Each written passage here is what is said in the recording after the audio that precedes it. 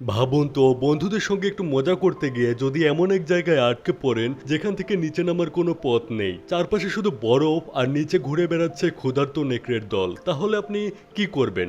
আজকের গল্প ঠিক এমনই এক ভয়ঙ্কর পরিস্থিতির মুখোমুখি হবে তিন বন্ধু। গল্পের শুরুতেই আমরা দেখতে পাই তিনজন বন্ধুকে, ড্যান, তার গার্লফ্রেন্ড পার্কার এবং ড্যানের বেস্ট ফ্রেন্ড জো। তারা তিনজন মিলে স্কিং করতে এসেছে।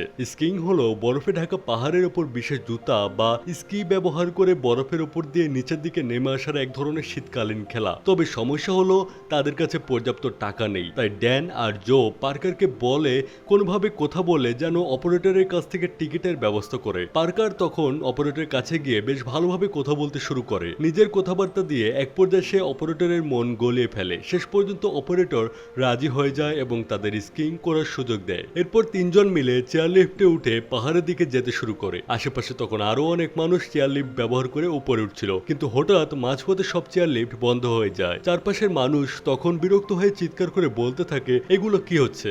আমরা কি এর জন্য টাকা দিয়েছি? কিছুক্ষণ পর পার্কার একটু ভয় পেয়ে যায়। জো তখন ইচ্ছা করেই তাকে আরো ভয় দেখাতে থাকে, তবে ড্যান তাকে শান্ত করার চেষ্টা করে এবং বলে চিন্তার কিছু নেই। এর কিছুক্ষণ পর আবার চেয়ার লিফট চালু হয়ে যায় আর সবাই নিরাপদে তাদের গন্তব্যে পৌঁছে যায়। সেখানে কিছুক্ষণ পর জো একটি মেয়েকে দেখতে পায়। মেয়েটি নিজের স্কিং শুজের ফিতা বাঁধতে গিয়ে হঠাৎ পড়ে যায়। জো সঙ্গে সঙ্গে এগিয়ে গিয়ে তাকে সাহায্য করে। ঠিক তখনই মেয়েটির এক্স বয়ফ্রেন্ড সেখানে এসে জোকে ধাক্কা দেয়, তবে মেয়েটি পরিস্থিতি সামলে নিয়ে জোর কাছে ক্ষমা চায়। এরপর মেয়েটি নিজের পরিচয় দেয়, তার নাম শ্যানন। শ্যানন সেখান থেকে চলে গেলে ড্যান, জো আর পার্কার আবার নিজেদের মধ্যে স্কিং এর আনন্দ নিতে থাকে। রাত হলে জো আবার শ্যাননের সঙ্গে দেখা হয়। এবার জো শ্যাননের কাছে তার ফোন নাম্বার চাইলে নতুন সমস্যা দেখা দেয়, কারণ তখন কারো কাছেই ফোন বা কলম ছিল না। তাই জো বাধ্য হয়ে শ্যাননের নাম্বার মুখস্থ করার চেষ্টা করতে থাকে যাতে পরে কোনোভাবে তার সঙ্গে যোগাযোগ করতে পারে। এরপর তিনজন আবার সেই অপারেটর জেসনের কাছে ফিরে আসে। তারা জেসনকে বলে, এত তাড়াতাড়ি চেয়ার লিফট বন্ধ করে দিলেন কেন? আমরা তো মাত্র 4 বার গেছি,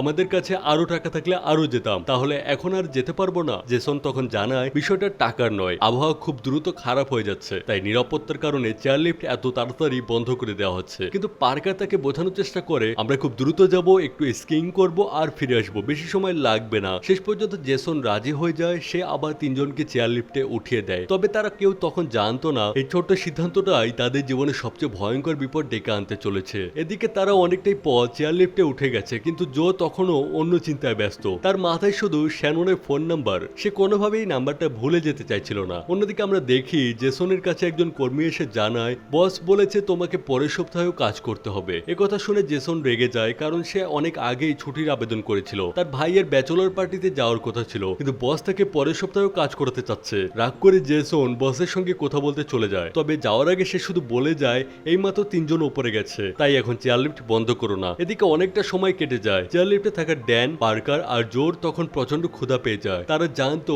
নিচে বা পাহাড়ের অন্য পাশে একটি হোটেল আছে যেখানে পিৎজা পাওয়া যায়, তবে তারা তখনও জানতো না তাদের নিয়ে এর মধ্যে কি কি ঘটে গেছে। কিছুক্ষণ পর রিফকির নিচে আরো তিনজন স্কিয়ারকে দেখতে পায়। একই সময় তার কাছে ফোনও আসে যে শেষ তিনজন স্কিয়ার নিচে ফিরে এসেছে। তাই সে ধরে নেয় সবাই নিচে চলে এসেছে এবং চেয়ার লিফট বন্ধ করে দেয়। আর এদিকে পাহাড়ে প্রচন্ড ঠান্ডার মধ্যে ড্যান, পার্কার আর জো চেয়ার লিফট হঠাৎ মাঝ আকাশে থেমে যায়। শুরুতে তারা খুব একটা চিন্তা করে না, কারণ এর আগেও চেয়ার লিফট কয়েকবার সাময়িকভাবে বন্ধ হয়েছিল। তাই তিনজন গল্প করতে শুরু করে। ড্যান বলে তার কাছে সবচেয়ে ভয়ঙ্কর মৃত্যু হলো হাঙ্গরের পেটে যাওয়া। পার্কার বলে তার মতে আগুনে পুড়ে মারা যাওয়াই সবচেয়ে ভয়ঙ্কর এবং কষ্টদায়ক মৃত্যু। তারা যখন এসব নিয়ে মজা করে কথা বলছিল, তখন হঠাৎ পার্কারের চোখে পড়ে চেয়ার লিফটের একের পর এক পিলারের আলো বন্ধ হয়ে যাচ্ছে। এবার তাদের মুখের হাসি উধাও হয়ে যায়, কারণ এবার আর বিষয়টা স্বাভাবিক মনে হচ্ছিল না। বিশেষ করে পার্কার ভয়ে প্রায় কাঁপতে শুরু করে। কেউ ভাবতে থাকে হয়তো জেসন ভুল করে তাদের কথা ভুলে গেছে, আবার কেউ মনে করে হয়তো বিদ্যুৎ চলে যাওয়ার কারণে চেয়ার লিফট বন্ধ হয়েছে।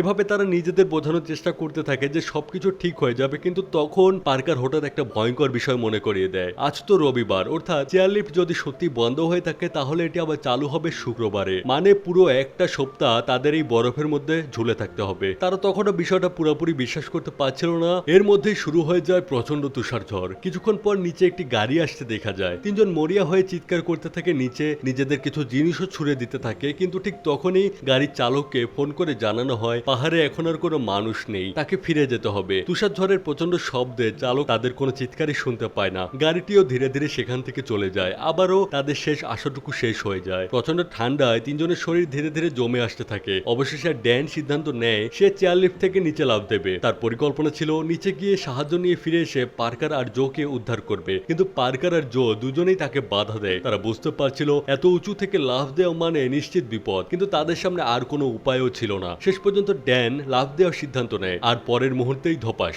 মাটিতে পড়ার সঙ্গে সঙ্গেই তার দুই পায়ের হাড় ভেঙে বেরিয়ে আসে। পার্কার আর জো আতঙ্কে চিৎকার করে ওঠে। ড্যান প্রচন্ড ব্যথায় কাতরাতে থাকে, কিন্তু তখনও তাকে বাঁচার জন্য কিছু একটা করতেই হবে। পার্কার আর জো নিজেদের কিছু কাপড়ের টুকরো তাকে দেয়। ড্যান কোনোভাবে সেগুলো নিজের কাছে টেনে নিয়ে ভেঙে যাওয়া পায়ের উপর শক্ত করে বাঁধতে শুরু করে, যাতে রক্তপাত কিছুটা কমানো যায়। অন্যদিকে জো সিদ্ধান্ত নেয় যে কেবল ধরে ঝুলে পরের চেয়ার লিফটটি পার হয়ে পিলারের কাছে যাবে, কারণ পিলারের সঙ্গে থাকা সিঁড়ি দিয়ে নিচে নামা সম্ভব। সে কেবল ধরে এগোতে শুরু করে, কিন্তু তুষার ঝড়ে কেবল আর চেয়ার লিফটটি বরফ জমে যাওয়ায় নড়াচড়া করতেই বরফ ভাঙতে থাকে। ঠিক তখনই তারা নিচে তাকে দেখতে পায় ড্যানের সামনে একটি নেকড়ে দাঁড়িয়ে আছে। পার্কের সঙ্গে সঙ্গে তার স্কিং বুট ছুড়ে দিলে নেকড়েটা সরে যায়। জো আবার কেবল ধরে এগোতে শুরু করে, কিন্তু এবার কেবল ঘষা লেগে তার হাতের গ্লাভ ছিঁড়তে থাকে। কিছু দূর গিয়ে সে ফিরে এসে পার্কারকে নিচে না তাকাতে বলে, কারণ নিচে তখন একদল নেকড়ে এসে ড্যানকে আক্রমণ করেছে। চেয়ারে বসে থাকে জো আর পার্কারের কিছুই করার ছিল না। চোখের সামনে ড্যানকে নেকড়েগুলো টেনে নিয়ে যায়। এভাবে ড্যানের মৃত্যু হয়। এরপর দুজনেই একেবারে ভেঙে পড়ে। পার্কার জোকে দোষ দিয়ে বলে, তুমি ওকে লাফ দিতে বাধা দিলে না কেন? জো পাল্টা জানায় পার্কার মাত্র 1 বছর ধরে ড্যানের সঙ্গে সম্পর্কে আছে, কিন্তু সে ছোটবেলা থেকে ড্যানের সবচেয়ে কাছের বন্ধু। কিছুক্ষণ তাদের মধ্যে তর্ক চললেও শেষ পর্যন্ত দুজন একে অপরকে জড়িয়ে ধরে কাঁদতে থাকে। এরপর ঠান্ডার মধ্যেই তারা ঘুমিয়ে পড়ে। সকালে দেখা যায় বরফের কারণে পার্কারের হাত চেয়ারের লোহার অংশের সঙ্গে আটকে গেছে। কোনোভাবে হাত ছাড়াতে গেলে তার চামড়া উঠে যায়। এরপর প্রচন্ড ঠান্ডায় তার শরীরের নিয়ন্ত্রণও কমে আসে, এমনকি বাধ্য হয়ে চেয়ারে সুসু করে ফেলে। এভাবেই ঝুলে ঝুলে তাদের পুরো দিন কেটে যায়। ধীরে ধীরে তারা বুঝতে পারে কেউ তাদের উদ্ধার করতে আসছে না, তাই জো আবার কেবল ধরে পরে চেয়ারের দিকে যাওয়ার সিদ্ধান্ত নেয়। তার নড়াচড়ায় পার্কারের চেয়ারের একটি বোল্ট কিছুটা খুলে যায়, তবুও জো এগিয়ে যেতে থাকে। নিচে তখনও নেকড়েগুলো ঘুরে বেড়াচ্ছে, আর কেবল ঘষা লেগে তার গ্লাভ আরো ছিঁড়ে যাচ্ছে। অনেক কষ্টে সে পরের চেয়ারে পৌঁছে কিছুক্ষণ বিশ্রাম নেয়। এরপর আবার কেবল ধরে এগিয়ে অবশেষে পিলারের সিঁড়ির কাছে পৌঁছে যায়, কিন্তু সে নিচে নামতেই নেকড়ে দল তাকে ঘিরে ফেলে। জো সঙ্গে থাকা স্কিং স্টিক দিয়ে নেকড়েগুলোকে ঠেকিয়ে কোনোভাবে সেখান থেকে বেরিয়ে আসে। এরপর সে স্কিং বোর্ড দিয়ে যেতে শুরু করে। যাওয়ার আগে পার্কারকে বলে, আমি উদ্ধারকারী নিয়ে ফিরে আসবো, তুমি শুধু অপেক্ষা করো। এরপর জো